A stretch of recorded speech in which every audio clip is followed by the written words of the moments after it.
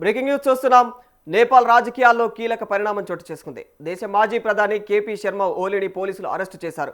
గతేడాది జరిగినటువంటి జెన్జీ నిరసనల సందర్భంగా చోటు చేసుకున్నటువంటి హింస మరణాలకు సంబంధించి ఆయనపైన ఈ చర్యలు తీసుకున్నారు.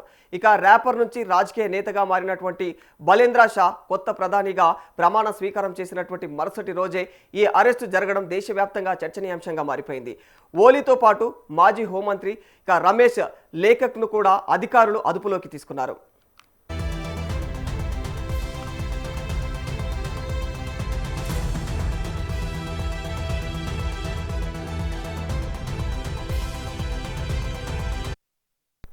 ఈ ఉదయం వారిని అరెస్టు చేశాం. చట్టం ప్రకారం తదుపరి విచారణ కొనసాగుతుంది. ఇక ఎవరైతే ఉన్నారో అని చెప్పేసి ఈ విధంగా అయితే కాఠ్మండు వ్యాలీ పోలీస్ ప్రతినిధి ఓ అధికారి ఈ విధంగా తెలిపారు. అయితే ఈ అరెస్టులపైన ప్రస్తుతం హోంమంత్రి సుదన్ గురుంగ్ కూడా ఎక్స్ వేదికగా స్పందించారు. ఇచ్చినటువంటి మాట నిలబెట్టుకున్నాం. చట్టానికి ఎవరు అతీతులు కాదు. ఇది కక్ష సాధింపు చర్య కాదు. న్యాయం వైపు వేసినటువంటి ముందడుగు. దేశం ఇక కొత్త దిశలో పయనిస్తోంది అని ఆయన పేర్కొన్నారు.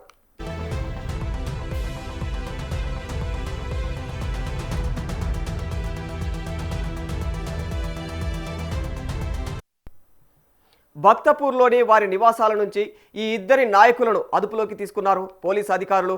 వారిపైన కూడా 10 సంవత్సరాల వరకు జైలు శిక్ష విధించగలటువంటి నిబంధనల కింద కూడా అభియోగాలు మోపే అవకాశం ఉన్నట్లు తెలుస్తుంది.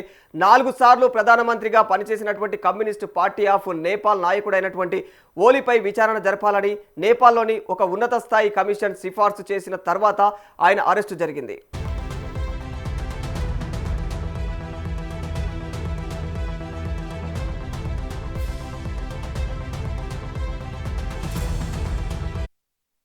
గతేడాది సెప్టెంబర్లో అవినీతికి వ్యతిరేకంగా జెన్జీ నిరసనలు హింసాత్మకంగా మారాయని చెప్పుకోవాలి. 2 రోజుల పాటు జరిగినటువంటి అల్లలలో 70 మందికి పైగా పౌరుల ప్రాణాలు కోల్పోయారు. ఈ ఘటనలకు నైతిక బాధ్యత వహిస్తూ అప్పటి ఓలీ ప్రభుత్వం కుప్పకూలిందనే చెప్పుకోవాలి.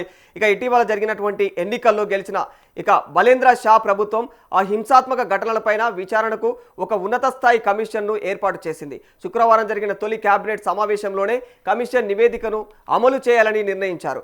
బాధ్యతాయుతమైనటువంటి పదవుల్లో ఉండి కూడా విధి నిర్వహణలో నిర్లక్ష్యం వహించినందుకు ఓలీ లేఖకులకు గరిష్టంగా 10 ఏళ్ల పాటు జైలు శిక్ష విధించాలని కమిషన్ సిఫార్సు చేసినట్లు సమాచారం.